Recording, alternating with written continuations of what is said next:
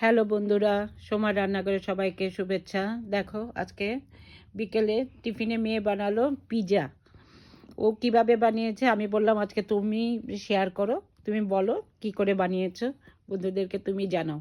সে আপনারা ওর মুখে শোনো যে কেমন হয়েছে, কি করে বানিয়েছে। তোমরা একবার দেখে একটা লাইক শেয়ার আর কমেন্ট করো, আর সাবস্ক্রাইব করে আমার পাশে থেকো।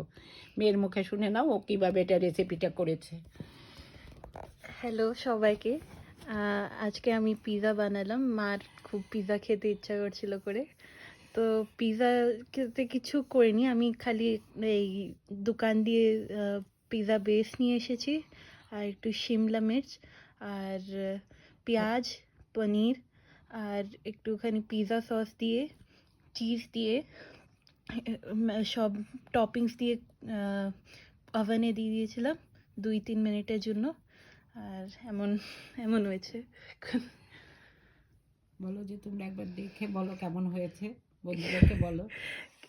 তোমরা একবার দেখে বলো কেমন হয়েছে। জানি না কেমন হয়েছে, কিন্তু দেখে ভাল লাগছে। আর খেয়ে তোমরা বলবো যে একবার বলো কেমন কেমন হয়েছে। হয়েছে। বাই। বাই।